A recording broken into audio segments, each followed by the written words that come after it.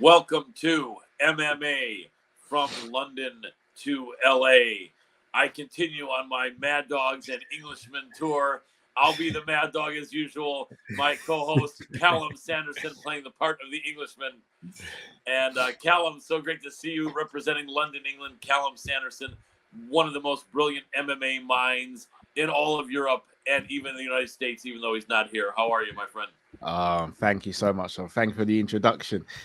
Always a pleasure doing these with you. So thank you. How are you? You're very welcome. Doing well, my Good, friend. good, good, So good.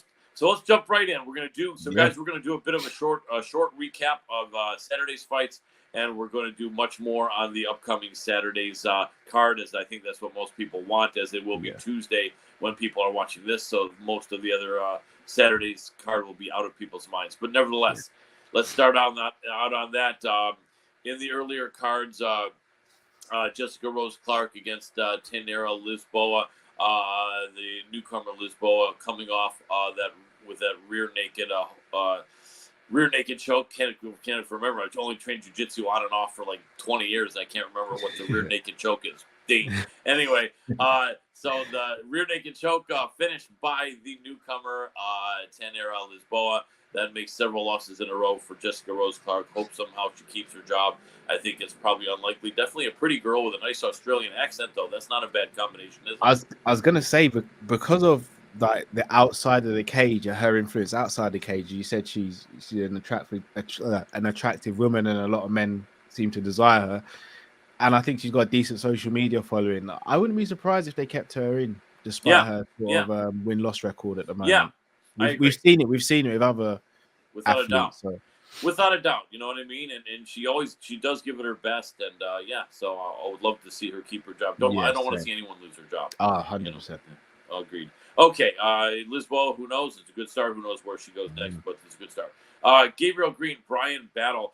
You know, it's funny. Gabriel Green is such a tough guy. His last fight, he was thrown up against Ian Gary, and as we know, Ian Gary is a killer. And now Brian Battle. And Brian Battle, it's funny because I had this thought in my mind that he had a few losses in the UFC, and that wasn't true at No, all. In no. fact, he's 9-2 now. Coming into this fight, he was 8-2. His only loss was a decision 5 months ago against Renat Fakhretdinov, and Fakhretdinov from Russia is 20-1 on a 18 fight win streak. And Yeah, so yeah, Brian no joke. Battle, and he's also at 6'2" at 170 pounds. He's a tall guy. He's got some range. However, this win does come with an asterisk. When you miss weight by 3 pounds, it's not like missing by 6 or 8 pounds, but still, you miss weight by 3 pounds. To me, there's forever an asterisk next to this win. Yeah, Nevertheless, a very, very good-looking prospect in Brian Battle, and I always like to stick in a little bit of that dad humor. So I made my Twitter post shortly after saying it looks like Brian is now battle tested. But so we he have literally has one of the best names. He has one of the best names in MMA, doesn't he? Like, without a doubt. That's what I would look at if I was a fighter yeah, battle. So yeah, I think Gabriel Green will be back, and Battle's a tough guy at 28 years old, yeah, without a yeah. doubt. Yeah, good prospect. All right, so let's say and let's get back to where we wanted to be. There we go, and then let's get back to that. Okay, so after that um, we had Mandy Bohm and Ji Young Kim. You know, I didn't watch this fight. I've read a lot about it. I think we both didn't have a chance to see that early fight. Ji Yeah. Young Kim, they apparently took 2 points away from her. One of them during a commercial break, and another one where it wasn't even clear what was going on. And then still, they had Kim barely losing a majority decision. I think it was. Let's take a look to be sure. Let's get over there. But from people that I spoke with, yeah, wow, yeah, the everyone I spoke with felt that Kim still should have won, and Despite the point reduction. yeah, Wow. despite the point reduction, yeah, and so that apparently was a very bad call, but nevertheless, Mandy Bohm, who's back, both of their backs were against the wall in this fight. Mandy Bohm was 0-2 in the UFC, obviously then on a 2-fight losing streak. Ji Young Kim was 3-6 in the UFC and was on a 4-fight losing streak. Ooh.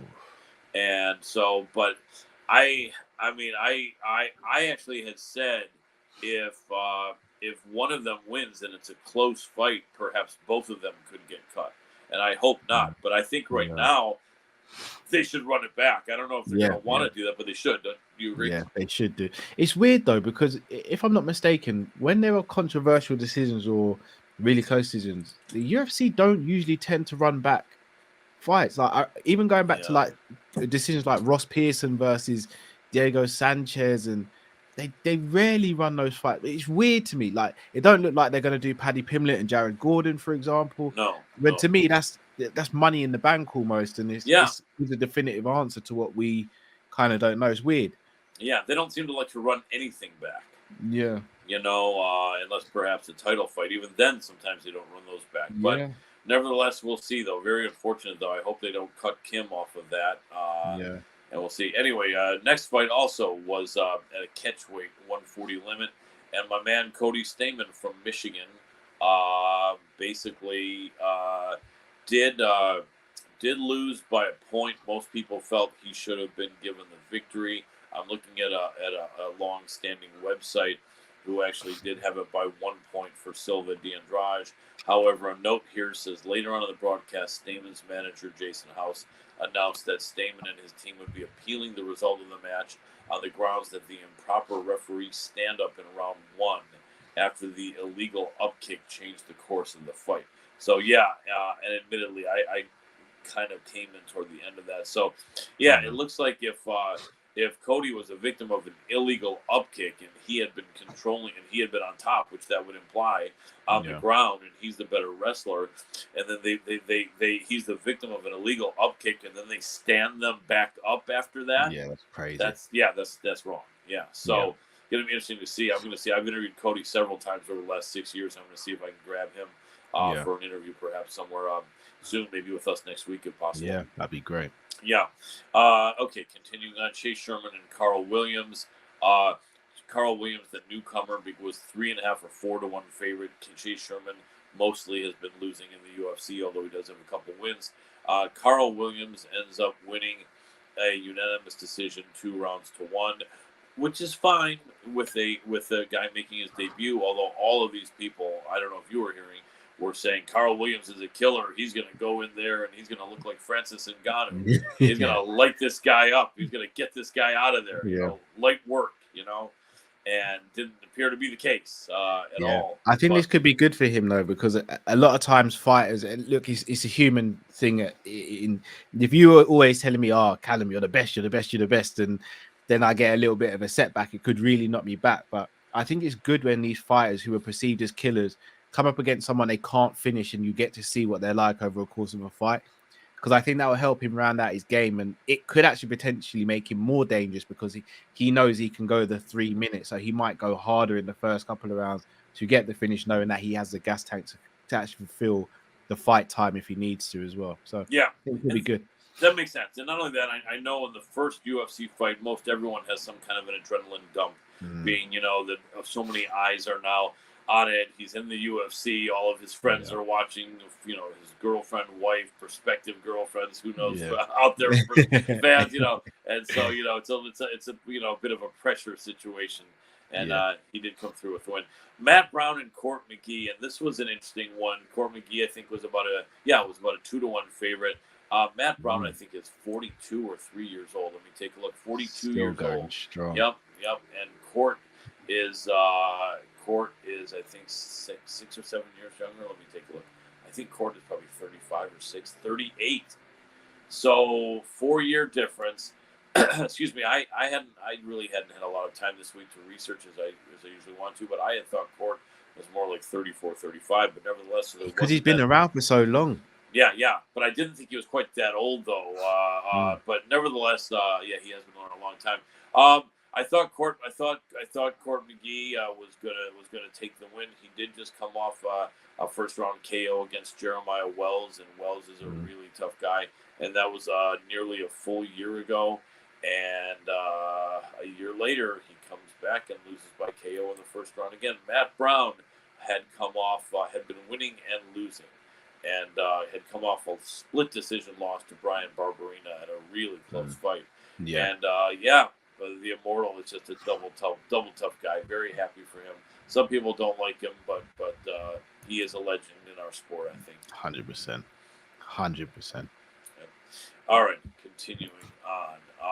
And then you know what? I mean, there's not much to say as far as where they both go from here. Court, I don't have to offer 2 first-round knockout losses. Has to examine what he's doing. I certainly hope he doesn't lose his job. Yeah. Former Ultimate Fighter winner Matt Brown at 42, where he goes from here, I would imagine is continuing. Against maybe fighting veterans and like that. But he's a double tough guy. All right, we got Alex Morono and Tim Means. This was one of my best bets of the night, and this week I made it clear I didn't have any money to bet. I was low. I was low on the pounds or the euros, as you guys would say, right? Pounds where you are. And but nevertheless, I knew Alex Morono was going to win this fight. Alex came off of a loss in his last fight in a very short notice matchup against Santiago Ponzinibbio.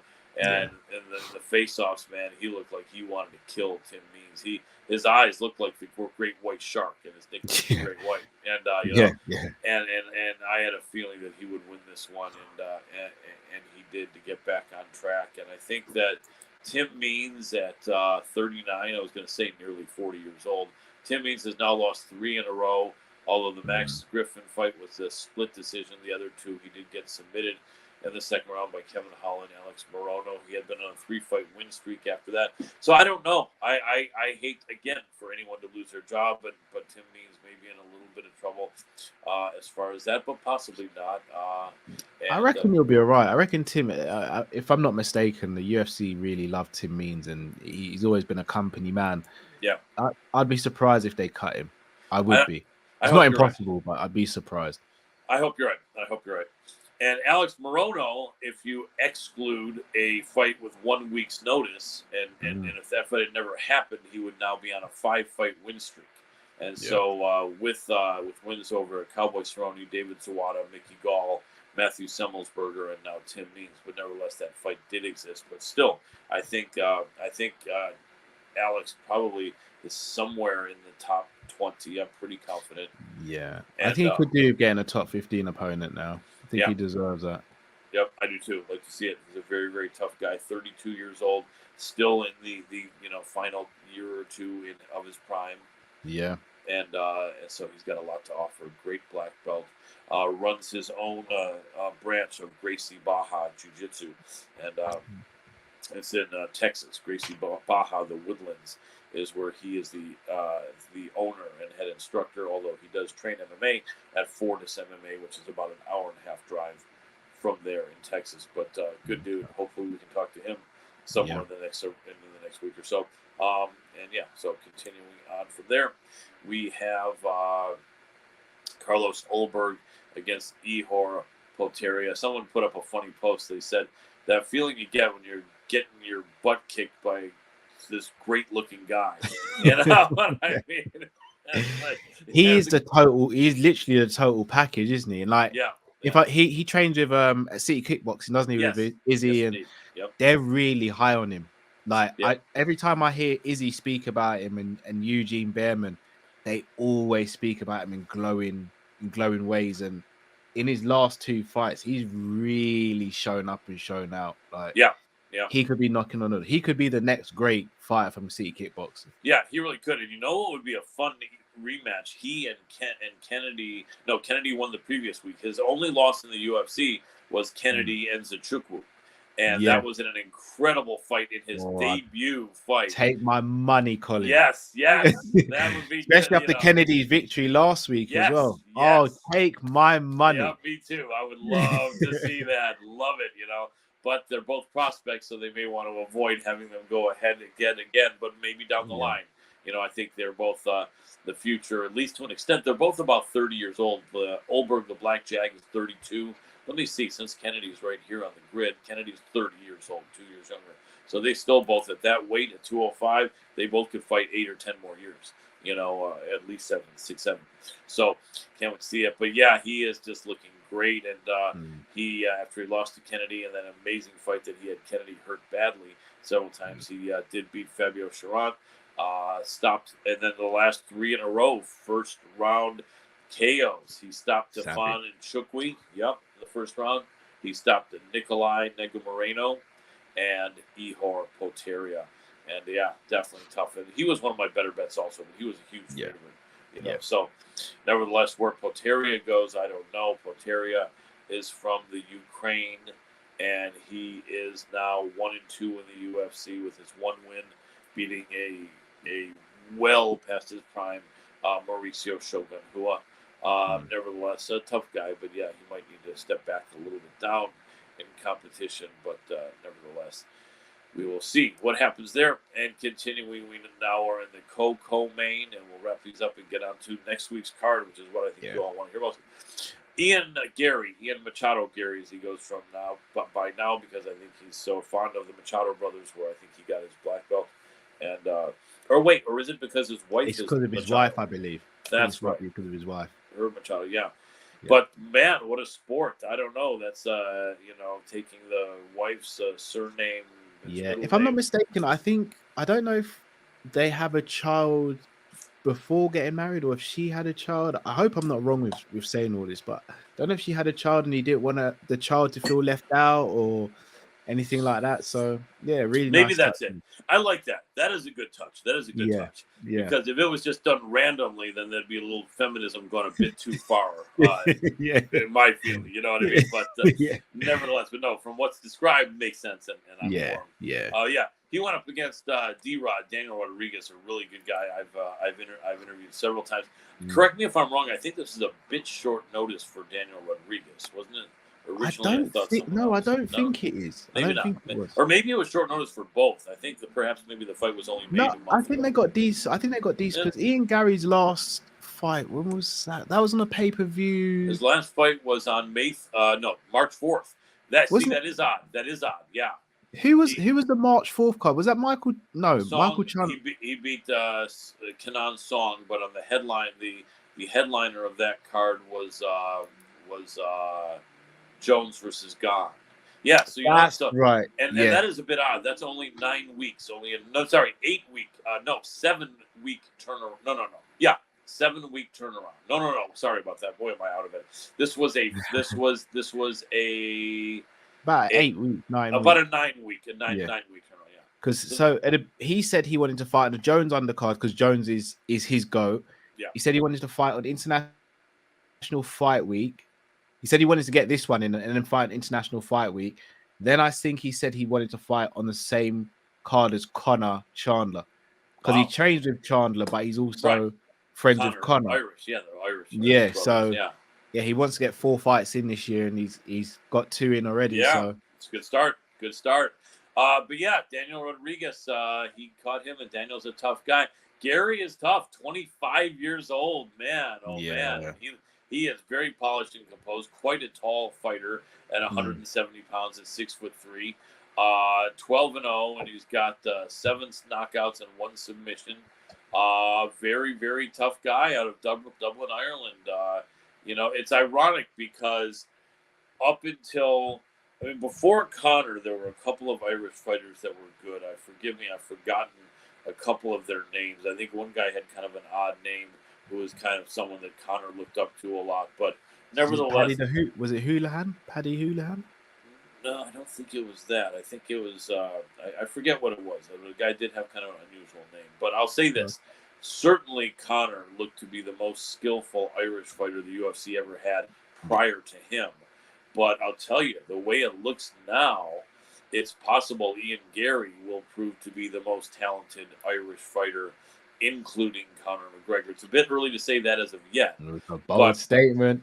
Yeah, it is a bold statement. But one thing is for sure, he did come up with more of a grappling background than Conor came up with. And has he shown the hands and the precision of a young Conor? No, not at all. Yeah. But he certainly also did have better jiu-jitsu, I think, even though there's only one submission. Hard to say, but let's just say this, and I'm sure Conor might agree with this as well, that perhaps Ian Gary has the potential to be as good, perhaps maybe slightly better or close, which is great, And so he will be, I think, top 10 off of this or close. Would you agree? It could be. And if that's and here's the thing, he did a sit down with MMA on Point a couple months back, and he was going through the top 10 or the top 15. And it's weird. He was saying it's going to be hard for him to fight some of these guys because he's trained with a lot of these fighters in the top 10 in his weight class, because he goes from gym to gym trying to sharpen his tools. And he said he knows where he's at and that's where he gets his confidence from, because he says he knows he can't put everything into sparring, but you can get a lot from sparring at the same time, because you can kind of see where your level is if you can hang with some of these guys. And he basically said he's trained with about 7 out of the top 15 or something. He said he's going to find it difficult. He said he will fight them, obviously, but there's a reason why he has this confidence. And at 25 years old, if he's stopping people like D-Rod, who went in there with the Leech and managed to get a split decision victory, even though some would have said the Leech deserved to win, but the Leech couldn't put him away. But Ian Gary has. The future could be bright for the Irishman. Without a doubt, well stated. It shows he is with Killcliff FC, and that you have Usman back over there. You have Gilbert Burns over there. Yeah. Several other really good guys. So yeah, it's going to be interesting to see. And I tell you what, were I him and his management, I would not be in a rush. In all honesty, you don't even have your full man strength until you're about 28. Yeah, close to 30. Yeah, 20. But certainly not at 25. So I think he's fine. I think they shouldn't rush him, but I think he's dead. D-Rod was probably ranked in the top 30. I do believe going into that fight. So perhaps in his next fight he can have someone top 20. And it should be good. But yeah, perspective. He's a prospect for sure. I think and hope D-Rod will be back. D-Rod did lose to Neil Magny and Ian Gary. I think I heard Ian Gary, although I missed the after interview. I was quite busy during this card that I did not even know it was going to be so early. Usually I'm the one announcing it on my Twitter that it's an early card, but I started working quite a bit more hours last week and I couldn't do that. Didn't have time. But apparently he did ask for Neil Magny, which would be interesting.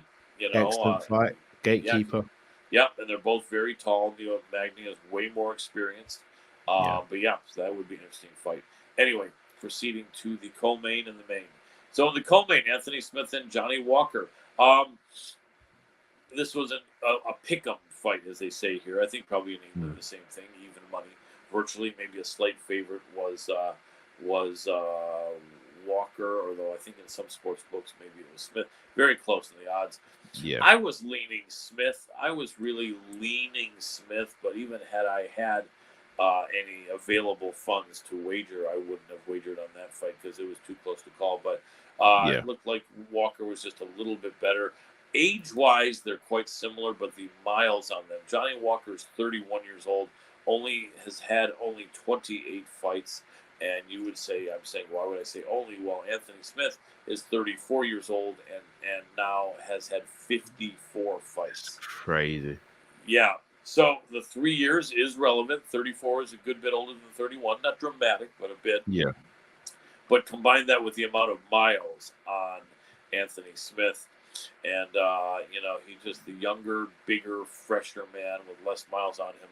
Did win, and now Smith is riding a 2-fight losing streak. Once again, he's an interesting streaky fighter. Like looking at his record here, going all the way back, he got into the UFC 7 years ago in February of 2016. It was a win, a loss, 3 wins, a loss, 3 more wins, a loss, 1 win, 2 losses, 3 wins, 2 losses. So more winning than losing, but that could be about to change now. Nevertheless, really good win for Johnny Walker, who's training all over the place, SBG Ireland, and 3 really good wins in a row over Yuan Kutalaba, the Scotsman Paul Craig, and Anthony Smith. So Walker is back on track after having looked like he was not on track for a good bit as well, and he has a bit of a streaky record as well. 3 wins, 2 losses, 1 win, 2 losses, 3 wins. But, I think Walker's in contention, a very tall, big guy, and 31 for 205 pounds, just in the center of his prime. Yeah. I mean, I really do like Anthony Smith, especially with him having a podcast with Michael Bisping as well. And I think he's one of the best analysts about as well. I don't know. Something seems like, I don't want to say the hunger's gone because I don't think it has. I don't think it's to do with hunger, but it feels as though he's scared to pull the trigger sometimes. He seems a bit shy in there, which is really weird Bit because tentative, right? yeah, because I remember before he got the shot at Jones, you remember him against like people like Rashad, and he was an absolute killer in there. He had the fight against Jones again. He could have been the champion. He could have Yeah, been with the illegal strike. He decided not to. Depending on which way you look at it, some will say he should have taken it. Others will say he's a warrior for not taking it. I think he's somewhere in the middle. yeah. The fight, I think that's maybe seemed to have changed him is Glover Teixeira one though, because he took a real beating in that fight. Very bad. His teeth were And getting knocked out. All those. he wouldn't stop. The corner wouldn't stop. And for me, looking back, I don't know if that stayed with him because in the Ankalaev fight, he seemed very gun shy, and then obviously picked up the ankle injury.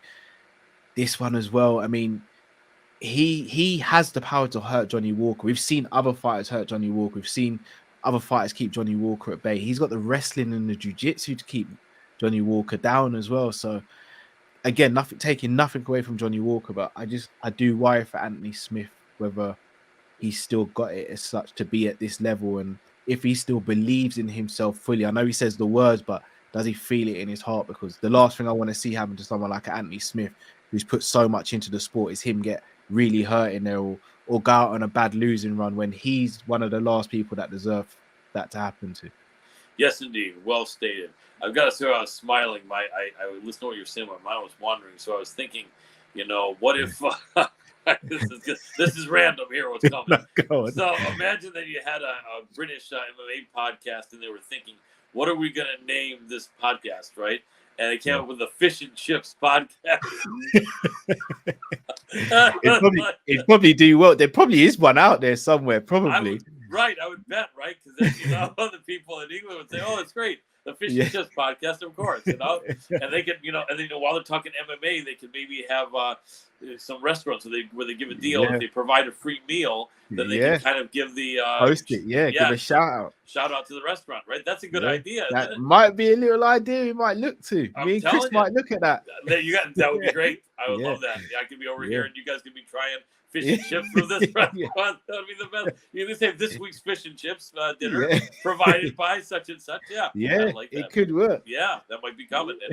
Anyone watching that, just trademark that ding. Yeah, we've trademarked it. Yeah, so done. You can't do it. Yep, done. Okay, okay, mate. Here we go. Jairzinho, Rosenstruik, Jailton, Almeida.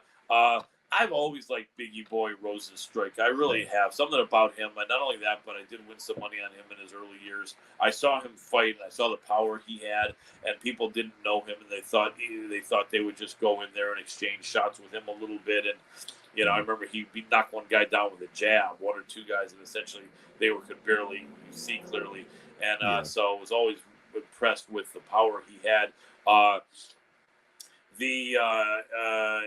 No background in jiu-jitsu, no background in wrestling. He's not a fat guy per se, like Roy Nelson, Big Country, and some other guys. Even Derek Lewis in the earlier days when he had a pronounced stomach. This isn't really a fat guy, but he's a very thick guy.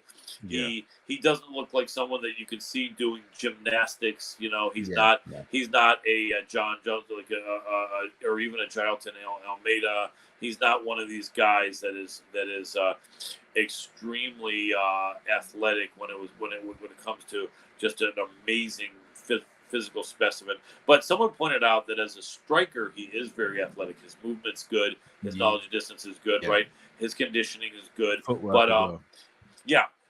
when it comes to having the aspect of wrestling in there and the core strength and being lean in the core and being able to move and quickly, explode and you could see that the body of Almeida looked more like an MMA fighter needs to look.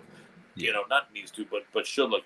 And I think that, one of the things is when you do have even an extra 10 pounds, 3/4 of a stone in your stomach, and there goes the camera. When you do have that, right, it makes it a bit bad when you're on your back.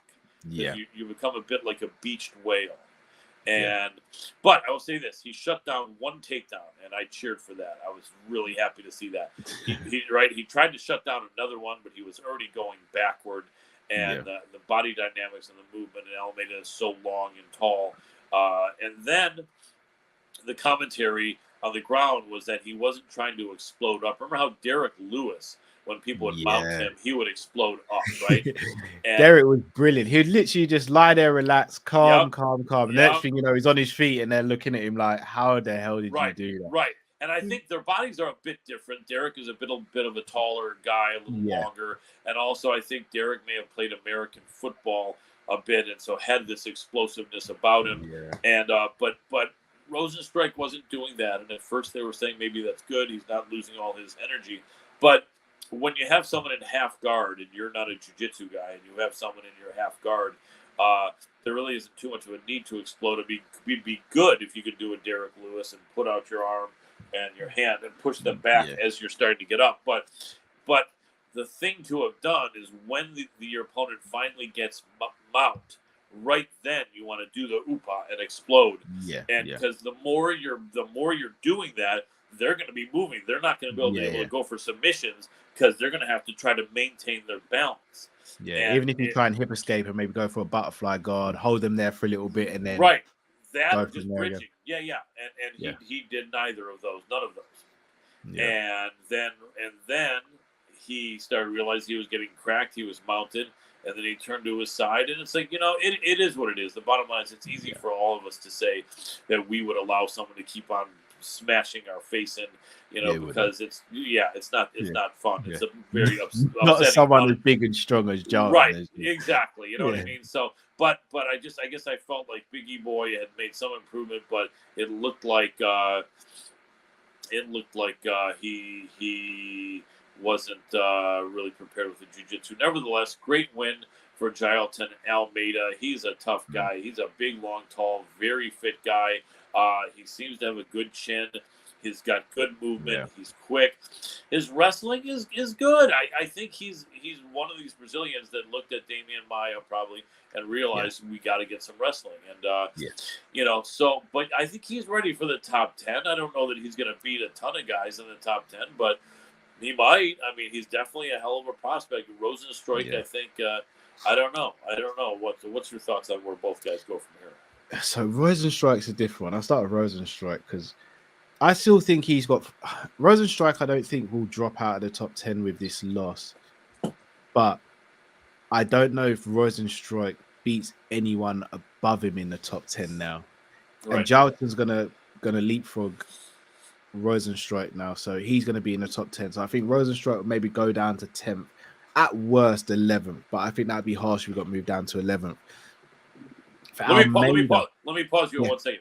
Would you think they would consider a Rosenstrike Derek Lewis matchup? The loser goes home, as they would say in American professional wrestling. Is Derek still being active? Because he might not be. He might not. We've heard nothing. Look, if you're giving me a Derek Lewis or Rosenstrike, I'm all in.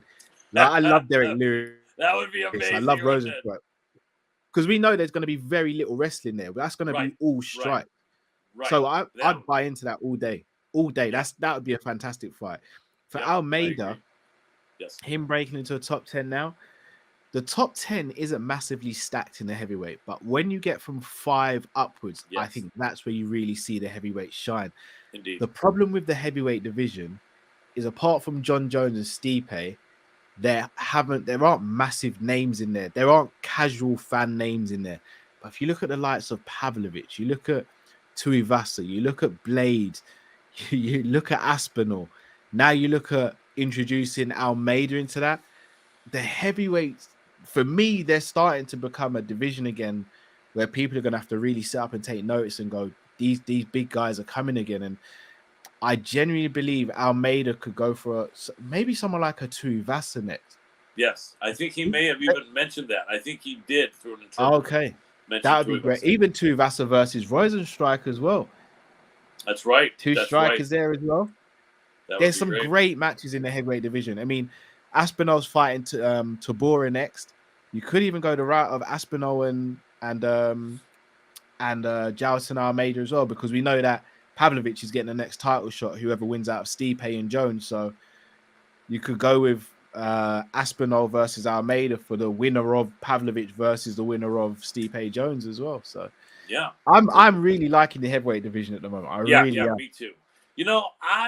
For whatever reason, I keep having these fantasies. I put out these posts that like, what if Rosenstrike came into this fight looking like an elite D1 American wrestler? What if he looked like Gordon Ryan in jiu-jitsu? It's like, I don't know why. It's just ridiculous for me to think of, but like, what if the Rosenstrike camp, for whatever reason, came up with a huge amount of money and got like Jordan Burroughs, the top best. American wrestler, and Gordon Ryan, and said, "All right, Jairzinho, we're gonna have you train wrestling and jiu-jitsu every day, all day, with these two guys." Yeah.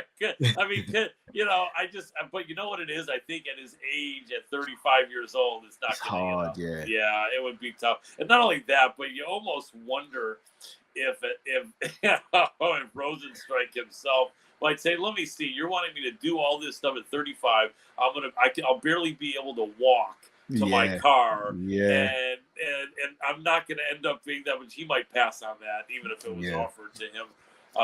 It's weird because people don't understand how much goes into grappling. So I started doing grappling. I'd always done striking, but I started doing grappling in my mid-20s.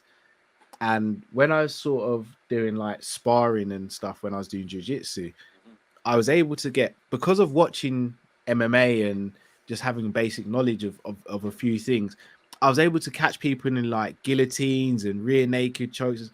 But looking back, that wasn't technique. That was just opportunistic and having a bit more natural strength than others. But when I came up against people who had better technique than me, even when they were smaller than me and lighter than me and less strong, we could go and hit a bag. I'd make a thumping noise. They'd barely make a scratch on the bag. The moment we got to the ground, I'd have nothing for that person. And it's when technique takes over, there's very little anyone can do. And then when you're mixing in technique with power and strength of someone like an Almeida, it's virtually impossible to bridge that gap over a year. You're going to need years to even get close to bridging that gap. And it can't start in your mid-30s, I think. You can't. Yeah, without a doubt. Real quick, then we'll go on to next week. I picture a fight between Sergey Pavlovich, and Jailton, and I think that might be a scary matchup for Jailton because Curtis Blades wasn't finding the openings for the takedowns. Yeah. And if Curtis Blades can't find an opening for a takedown, I don't think Jailton Almeida is going to find. And if he doesn't, then old boy from Russia is probably going to just knock his lights out, But I tell you, you almost wonder if like maybe Almeida would try some different stuff, like an Imanari roll and some various different that's stuff. The point. You just do some training with Ryan Hall about some unique entries, rolling entries in on the legs of Pavlovich, But what's interesting is that Almeida is so confident and he's such a winning fighter that he'd go into that fighter with every intention to win, go into the fight with Pavlovich, and I can't wait, some great fights at heavyweight. All right, let's check this out. Let me switch my screens here, and that was a good fight card, UFC on ABC number 4, and let's remove this, and let's bring this in here, and there it is, and there we go. All right, this fight is going to be Fight Night 223, Mackenzie Dern and Angela Hill. I did see a brief interview with Mackenzie Dern. I think it was done by my friend James Lynch, great MMA reporter. Shout out to James Lynch, great guy. Yes, great guy, amazing reporter out of Canada. This fight, both women got a bit shorter notice. I think they had another fight scheduled. I think I heard Mackenzie saying. I think they were meant to fight on last night's card, but I don't know if it got pushed back. Did one of them get injured or? No, the main, whoever was going to be a main on the following week's card fell off. And so they notified the ladies, would you like to be a main? And of course they said yes. Okay, makes sense. All right, so let's start here. And let's see, we want to wrap this up in about 20 minutes. So let's not go too long on the lower cards. Takashi Sato, Themba Gorimbo. Takashi Sato out of Japan. His nickname is 10. 3 losses in a row, and his overall UFC record is 2-4. Came into the UFC in 2019 beat Ben Sanders, and Sanders was kind of kicked out of the UFC after that from losing too much. He did lose to Belal Muhammad, no shame there. He did No stop shame. Jason, right? He did stop Jason Witt. His last few fights, losing to Miguel Baeza, Gunnar Nelson, and Brian Battle. So that's actually losing against a bunch of killers. Yeah. And, right, all those guys, everyone he's fought. Yeah. And Themba Gorimbo is out of South Africa, Cape Town.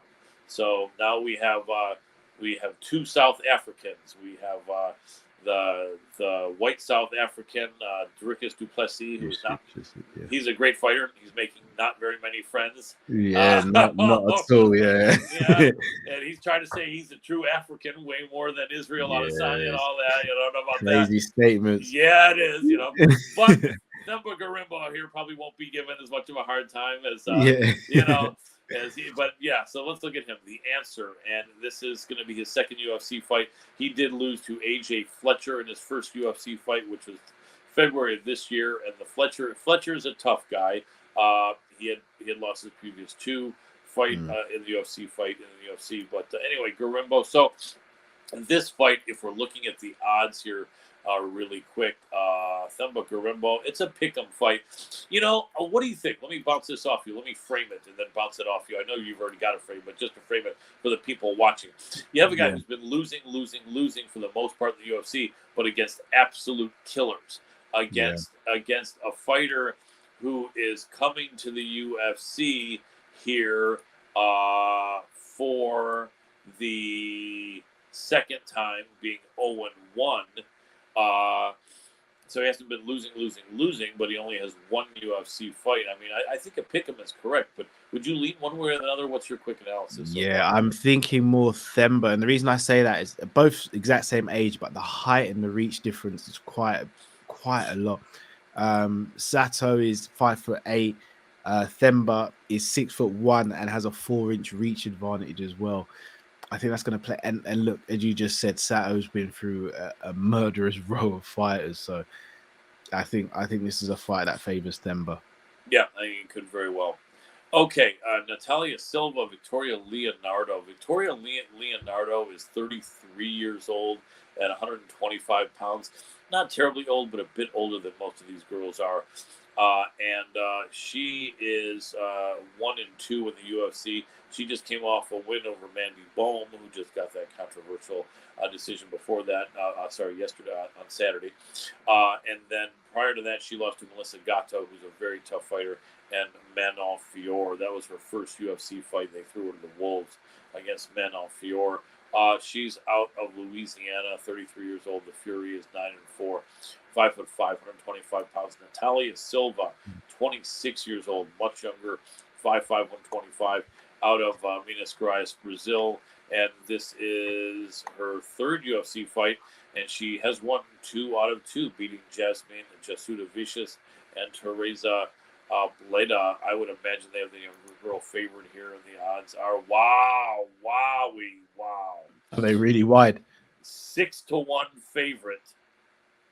Natalia Silva, the younger girl. I think they picked the right girl as a favorite, but 6-1. No way. Why would that be? Do you see reasoning for that? No, I don't. They must see a reasoning. I wonder if this could be one of those fights where you put a bit of money down and you could get something big back. Yeah. I without a doubt at those odds. I mean, I was gonna say the younger girl may be a 2-1 favorite, but man, no, they're not giving the old girl a chance here. Even no, it doesn't seem like it. No, and so no, I would say put a little money on Victoria Leonardo. I think it's 6-1 dog. She's live. I was gonna say it should be 2-1, and I was gonna say that either girl could win, but it's 6-1. Yeah. No, I don't. Yeah, I think we're the same feeling that. Yeah, I think so. Value on Leonardo. All right, next fight. 1 or 2 start on this breakdown if you want. Chase Hooper and Nick Fiore.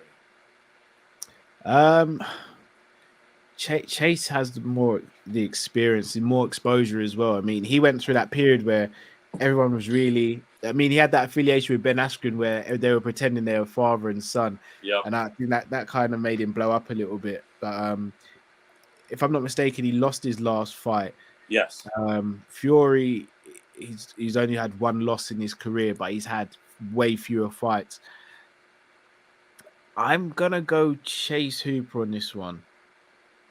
Yeah, I think so too. I think he'll get a decision win. Yeah. Here's what's interesting. Fiore's 25 years old and Hooper is 23, but is much more experienced at the higher level. Yeah, yeah, Hooper is 3-3 in the UFC, having beaten Daniel Tamor, Peter Barrett, and Felipe Colares, and losing to Alex Caceres, Steven Peterson, and Steve Garcia. Um, 6'1" against 5'10". I'm going to say they're going to make Chase probably a 2.5-1 favorite here. Let's take a look. No, just a slight favorite. Minus okay. 120, minus 128. Yeah, I'm liking Cooper. I'm liking Hooper here. I think you'd agree, huh? Yeah, Yeah, I think that he should have been a bit more of a favorite. But you know what? Fiore is tough. I mean, does it say where he's Henzo Gracie and the New England Cartel? So he's putting in some time at a Henzo Gracie school, and the New England Cartel is over there with Rob Font and yeah. Calvin Cater. Yes. So those are good, tough fighters. But yeah, it should be a good fight too, young prospects. Everyone, forgive me for the allergies; just started to kick in. It's hitting me as well. Don't worry. Yeah, there Horrible. Yeah, no fun. It's horrible. All right, mate. So why don't so you started that one, so maybe I'll start the next one Yeah. here. Ilir Latifi, Rodrigo Nascimento. Ilir Latifi, I felt beat Derek Lewis 3 fights ago. Yeah, and he kept taking him down. He wasn't able to do too much damage, but he kept taking him down, controlling him. They ripped him off of that fight. He should be on a 3-fight losing streak. Winning streak right now. Yeah. But what is odd is he's only had 3 fights in the last 3.25 years. And nevertheless, he had that unfair loss, I feel, against Lewis. That was his first fight up at heavyweight. Second fight, heavyweight, he did beat Tanner Boser in a split decision. Some people felt he may have lost that, but nevertheless, he won. And then Alexei Olenek, he did beat him by decision 7 months ago. And now he is back at 39 years old. The man built kind of like Mike Tyson, if Tyson were a Swedish Albanian guy. Yeah. And he is tough, very good wrestler representing Malmo, Sweden, the Sledgehammer. A ton of fights. He's got 24 fights. That's not a ton, but 24 fights against his opponent that has 10 fights. The man has been in the UFC for a good while. His first UFC fight was 10 years ago. So it looks like he's got about a dozen UFC fights. Let's take a look at the Brazilian Rodrigo Nascimento, Yogi Bear Z Colomea. I don't know what that means, but for a minute I thought it said Colombia. I thought they were going to say he was a Colombian Yogi Bear. No, No idea. Yeah, who knows? But respect him. 6'4". Wow, height difference of 6 inches in this fight. 261 pounds. As well. Yeah, 9-1. And this man came into the UFC, lost to Chris Daukaus. Beat Dontel Mays, lost to Chris Daukaus, had a no contest over Alain Baudot, and then did get by Tanner Boser. I have a feeling this is going to be close on the odds. Let's take a look. Yeah, Nascimento about 1.5-1. I mean, physically, Nascimento should win. Age-wise, he's 9 years younger. Yeah. I like Latifi though. I think that guy always is in it. He's always in it. I don't think I'd touch this fight, but I think probably the A side and the prospect is Nascimento, and that's who's supposed to win. I think if it's a judge's decision, the judges will give it to Nascimento, whether it's won or not. I think Latifi's going to make this a fight though, but I wouldn't bet a penny on this fight. But I think probably Nascimento is supposed to win, and probably maybe. Yeah, I agree. I don't know. Maybe I'm being a bit silly here. I just feel like Latifi is undersized for heavyweight. Yeah, I know he's a thick guy, but he's thick, but he's very, very short. Yeah, I just feel he's a bit undersized, and I think with this new breed of heavyweight coming through, they are tall, they are strong, and they are physically imposing. I think that could work against him at the moment, especially with him getting up in age as well. Yes, I was just going to say at 39 years old. I agree. So there probably is value in Nascimento only being 1.5-1 favorite. Yeah, indeed. Okay, why don't you start with this next one, which is going to be Orion Koski and Gilbert Urbina. Since they're not that well known, we can do real quick. Yeah, not well known. Both very similar in age though. Uh, Kosei is 28. Obina is 27. Massive height discrepancy though, 5'9" to 6'2". However, the reach isn't that big. It's a 4-inch reach difference. This fight's going to be fought at welterweight as well. So again, as you said, two guys who aren't very well known. It's a bit of a pick 'em fight for me. Orion did win his last fight by decision. Um, I'm just checking Ubina's last fight. His last fight was against someone we've covered already, Brian Battle. Yep. He lost that by decision, but again, Brian Battle is no joke of a fighter. I'm gonna might go with Orion for this one. Yeah, he's a slight favorite, like 1.5 Yeah. to 1, but this is a could go either way. I Yeah, think could yeah. go either way. All right, indeed. Let's continue on. So we are going to hit on now Karolina Kowalkiewicz and Vanessa Demopoulos. So Vanessa's awesome. I've interviewed her a few times. She is super cool. Just a really cool girl. Karolina Kowalkiewicz is got to be 40 years old, 37 years old. She had a 5-fight losing streak and remained in the UFC.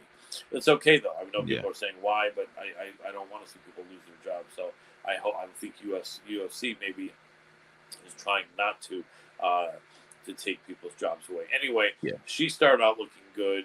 She's been in the UFC for 8.5 years. Had several wins, then she had several losses, then a couple wins, then 5 losses in a row. Then beat Felice Herring right when Felice was going to be retiring anyway. Then she did get a win over Silvana Gomez Juarez, who was 40 years old, I think. 5'3", 116 pounds, 37 years old. Vanessa Demopoulos is 34 years old, so just a little bit younger, but less mileage on her.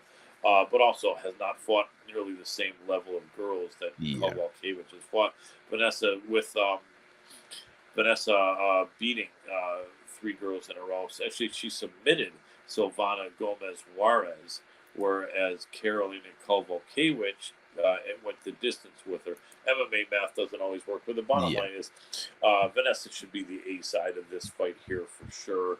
She's got a lot of charisma. She's super cool. She's really cute. She's really fun, and so I'm going to say they should have her 2-1 favorite here, maybe more. Let's see. And no, they have her as an underdog. They've got Kowalkiewicz the favorite. Wow. That must just be down to Karolina's experience. Because it's got right. Yeah. At this point, I'd favor Karolina not to win this fight. I'd go Vanessa as well. Yeah. I think there's value in Vanessa. I think Karolina may possibly be the better striker, but she's slowed down a bit. Yeah, she has. She's not as explosive as she used to be. And I mean, in all honesty, I think this is a good test for Vanessa that Vanessa should win. Yeah, and I like both of these women though. I can't lie. I do like both of them. Karolina has always been brilliant to watch. I remember taking Joanna Jacek to the limit back in her peak, in her prime. But Vanessa is a good laugh as well. You think back to some of her post-fight jumping into the arms of Joe Rogan and Michael Bisping. So always good fun. So I think it'll be a really good fight. Vanessa hugged me after a press conference in Los Angeles, which is awesome. She loved what I said. I said, I mentioned that she had come in with her first UFC fight with so much flair and bravado, and I said I was thinking, the next day, God, I hope this girl wins, because if she doesn't, everyone's going to be clowning her and making her a meme for coming in. And I said, so you're like the real, came in here like the new big thing. And she goes, I am the new big thing, and she was so happy. She gave me a hug afterward. Anyway, so I have Vanessa there. Moving on, we are looking at the next fight, and you can start out with it, with a breakdown, and it's going to be Diego Ferreira and Michael Johnson. Wow, 2 veterans. Big fight. Michael, again, you look at Michael Johnson's record, and it's crazy because you look at some of the wins he's got. He was before Tony Ferguson went on the fightings, the losing streak. He was the last fight to beat Tony Ferguson, broke his arm in that fight. Knocked out Poirier. Like he's had some incredible victories, but some fights where he just like it hasn't worked out for him as well. I mean, you could argue if it wasn't for him, the UFC wouldn't be as big as it is now because him losing to Nate having a fight with Connor, beating Connor, the UFC took on a whole nother landscape. But going back to this fight, it's very difficult to call Michael Johnson fights because you don't know which version you're going to get of him. Yeah. The version of him where he's fully switched on and alert is the version that Kamaru Usman talks about when they train together. He's one of the only people who's dropped him in sparring. But then you get the other side where he can be susceptible to just being knocked out or just going through a fight and not really hitting second gear. I feel as though he feels this is last chance saloon for him, though, to potentially make a run at something. I'm going to go Michael Johnson on this one. I think it's a favorable match for him potentially, but he Indeed. has to turn up. If he doesn't turn up, he's going to lose. Yeah. There's no in between with Michael Johnson.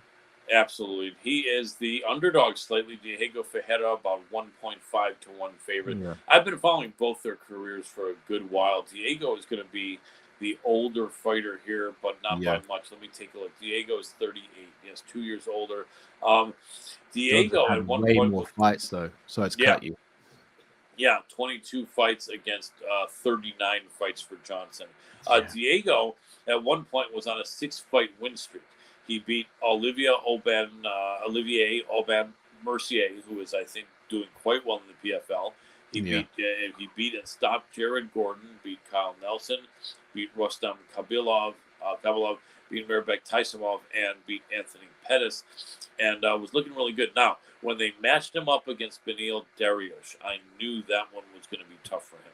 Yeah. And I went with Beneil, and it was nearly an even money, or Beneil maybe a slight favorite, or Beneil did win a split decision, but Diego was in that fight. That was a great fight. However, that fight seemed to take a lot out of Diego, and the next fight they put him up against a pure elite collegiate wrestler in Gregor Gillespie.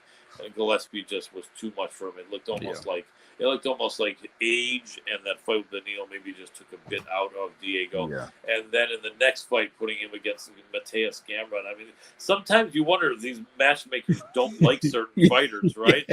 You know what I mean? It's it just sucks. I mean, someone wasn't looking out for my man Ferreira there. Yeah. But anyway, that was a year and a half ago.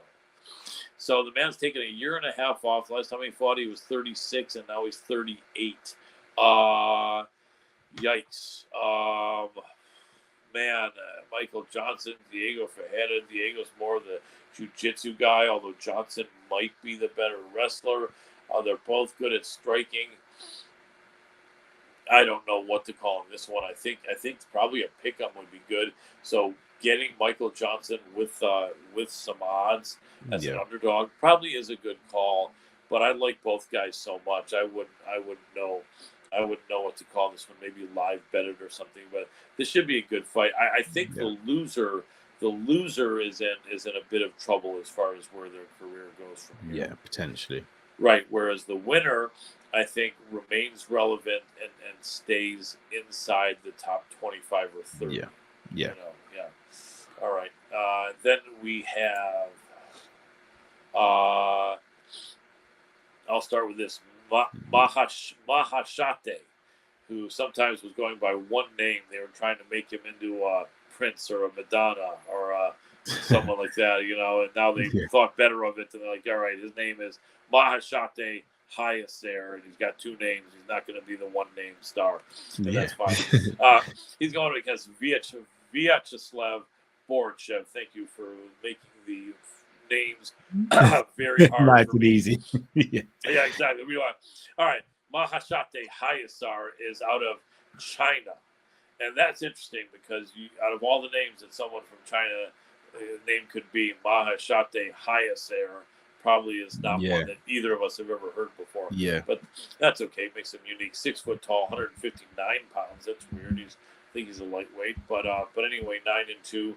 He is 1-1 in the UFC. He did get by Steve Garcia, and then he did lose to Rafa Garcia. Rafa is a killer, as we know. He's 23 years old. That's really young.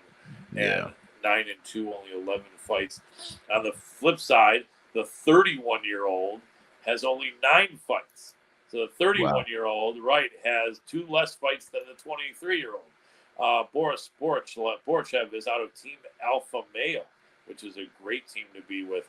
And in the UFC, he is 1-3. He beat Dakota Bush, lost to Mark Diakese and Mike Davis.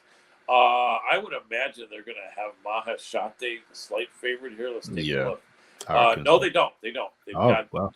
Borachev about 1.5 to 1. I'm leaning Borachev. You know, one of the things as a gambler I always do is I fade these guys that are under 26 years old. And I win about 75% of the time doing that. So once again, I'm going to go for the man in his physical prime at 31, Vyacheslav Borachev. Although it's 6-3 and 31 years old and being 1-2 in the UFC, he's not in the best position. But sometimes people fight harder when their Yeah. back's against the wall. And then Mahashate is coming off a loss, so he's going to fight harder as well. Yeah, I slightly favor Borachev, the man from well, I guess he's probably originally from Russia somewhere, but he's out of Yeah. Sacramento with Team Alpha Male representing Sacramento. What do you think on that one? I think I'm on the side of you. I don't know much about the two fighters, but if you've got a 75% win rate, I'm not gonna bet against you. Thank you.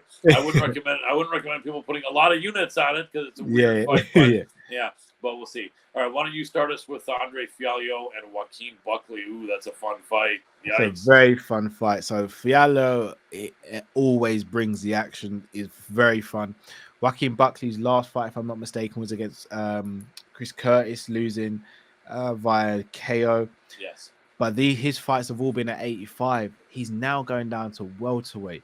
Now, when you look at him, it doesn't look like he's got a lot of weight to lose. At 85, he looks ripped. He looks shredded. So, but he's a short fighter for 85. He's 5'8".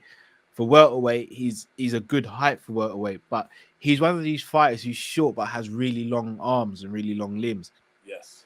So even though he's 5'8", his reach is 2 inches on Andre Fialho. And Fialho's 6 foot tall. He's 6 foot, yeah. So I think this is going to be a fun fight.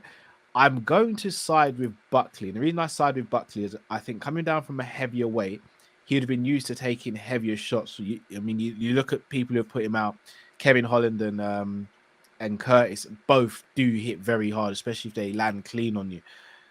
I don't know if Andre carries as much power as those guys at 85, but he does have the volume and probably might have a bit of a speed advantage of Joaquin Buckley, but I think Buckley can get to him. And I think Buckley gets the win. I think he gets a stoppage here.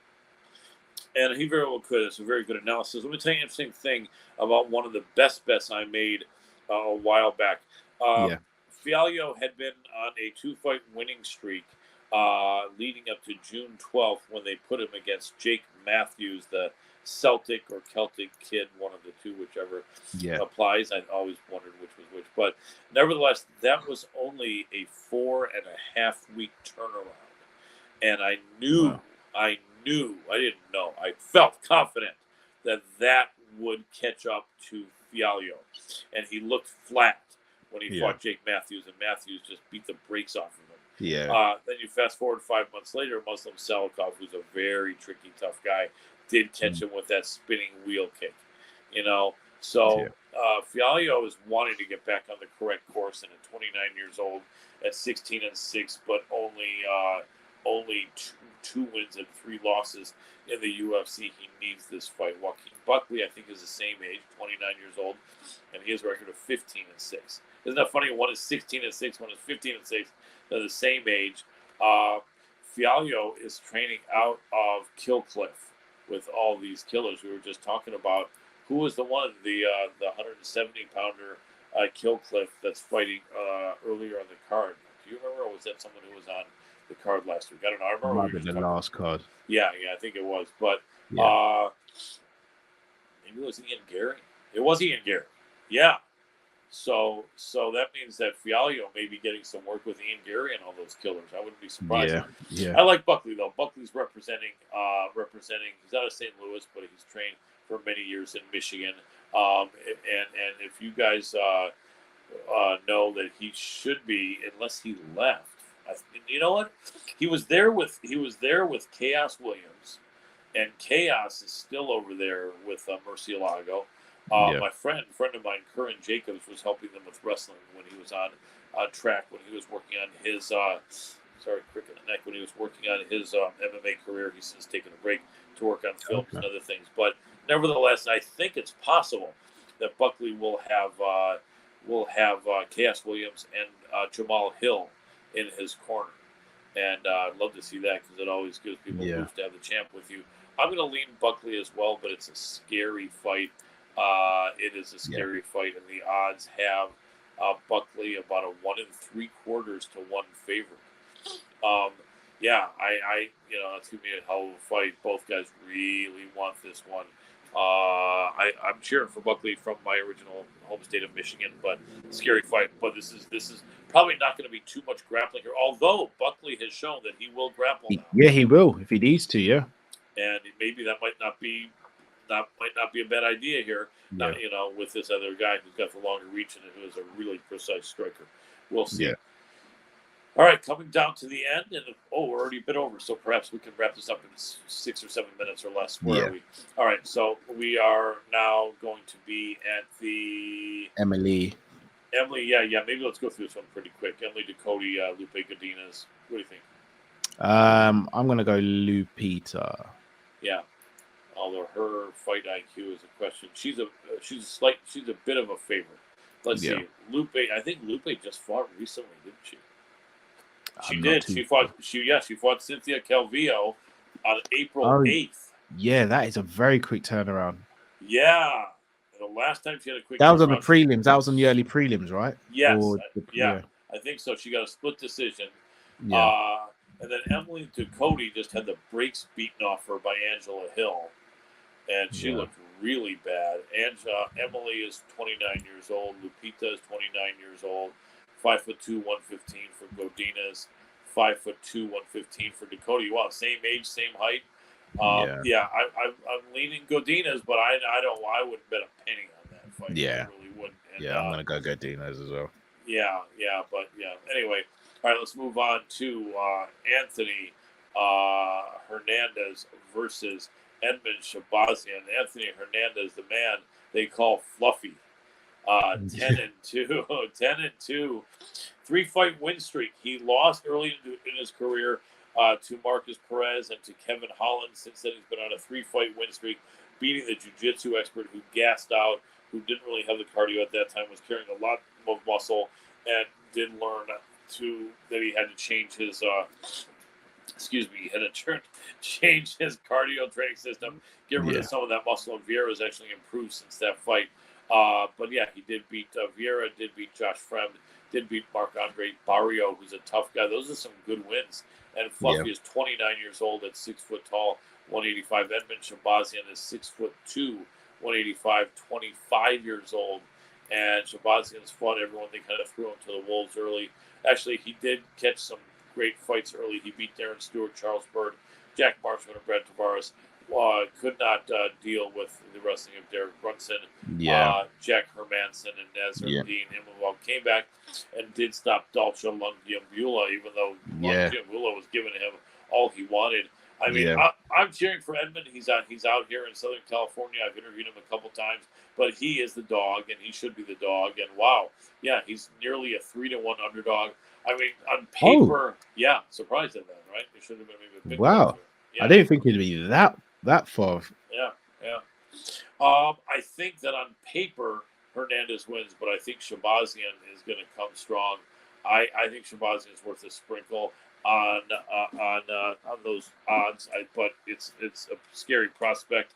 But I think that Shabazian's got a shot here. I really do. I think he's got a shot, but I think it's going to be a scary fight. I think Shabazian will have had to have improved his ground game seriously. Yeah.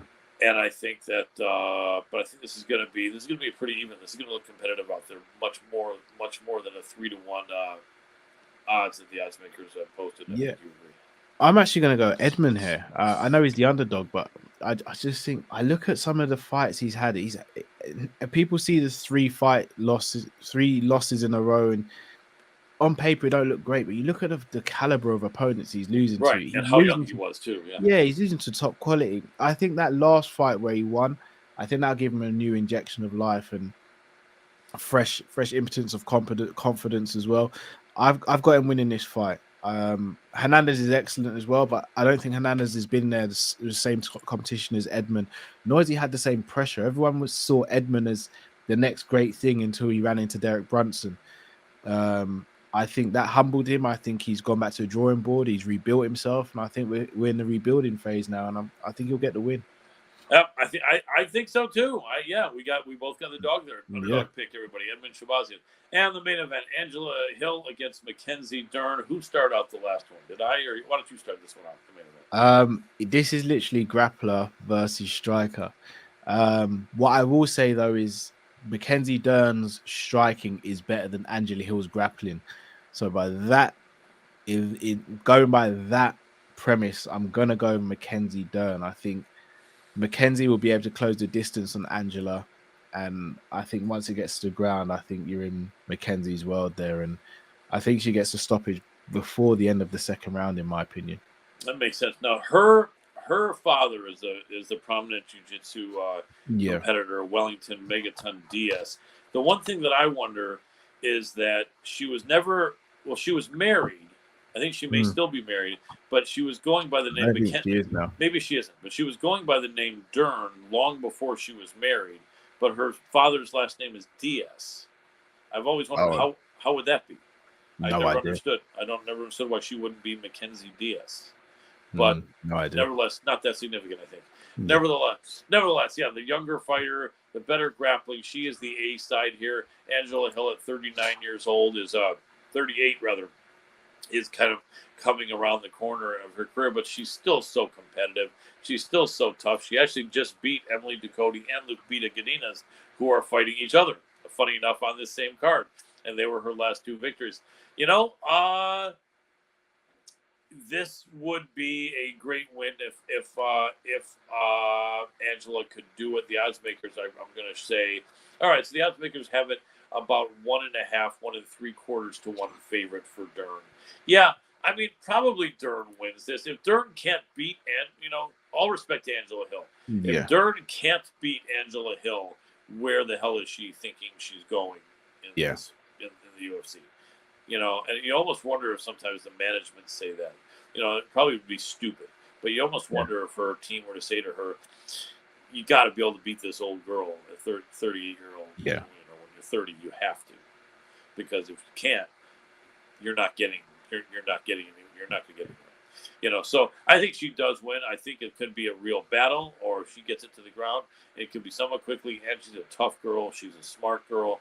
She's gotten better at grappling. She'll do better on the ground, even if she's on her back, than Biggie Boy Rosenstrike did against Almeida. But on the flip side of it, having Mackenzie Dern on top of you, even if you're a girl, is not going to be as unpleasant raining punches down at 115 pounds than a 240-pound Jailton Almeida.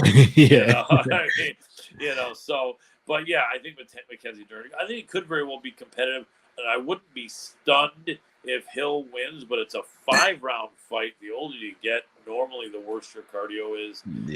Dern should win this fight. It's just a question of how competitive it is. I have a feeling. Do you think she'll submit her, or do you think it could go the distance? I have a feeling it's either going to go at least 3 or 4 rounds, and then maybe she'll catch her then, or the distance. But it seems like a scary proposition, because what if she gets her down in the first round and submits her, which could be done? I don't know. Yeah, I think she gets it done by submission. I think by the second round, I think it'll be over. And here's the thing: I really like Angela Hill. Yeah, her social media stuff's so funny as well. I remember when she did the stuff with all the eggs and stuff like that. And again, she's another person who's really good with her analysis. But I just think this is a very favorable fight for Mackenzie Dern. I think so too, and I like Angela Hill a lot as well. A great veteran, great competitor, super cool, intelligent woman, great fighter. Yeah. Well, mate, I think that wraps it up here. That does indeed. Yeah, but before another one in the books. Yes, another great one of the books, MMA from London to LA. Let people know where they can find the great work you do, Callum. Yeah, so on the Sanderson Show at Callum Sanderson on all social media platforms, here on Hannibal TV. So yeah, come support, come chat. Always doing fun stuff with regards to MMA and yeah, UFC watch alongs for the pay-per-views as well. So yeah, come have a look. Absolutely. And if you forget both of our names, you can always remember him if you think Kale Sanderson. Yeah. And then you can think of him and it's just Callum. It's actually the same Yeah, letters, you know, yeah, right? yeah. And CS. for me, who would you think of? Colin Farrell, maybe the actor Yeah, or something. that's If a anyone ever shout. was, Yeah. that's right, you know, right? You know, so remember that. Kale Sanderson and Colin Farrell for anyway, you can catch me MMA Power Hour Tuesday nights on Twitter Spaces. I'm also doing some various interviews for the UFE Ultimate Fan Experience, and then love doing this here for for MMA London to LA. Next week we should have our third. As my voice starts to die out, I hate when that happens. Next week we will have our third member, our mate from England. We'll have the two Londoners back together again, just outside London. Chris Allen and possibly even a guest. But I think for now we ought to wrap it up. Hannibal TV is one of the best places you can go and for all your needs, and especially if you love pro wrestling interviews as well. And yeah, appreciate you guys so much. Callum, always great working with you, mate. Pleasure's all mine, Colin. Thank you so much. You're very welcome. And thank you guys for joining us. And we will catch you next week. Take care and enjoy the fights.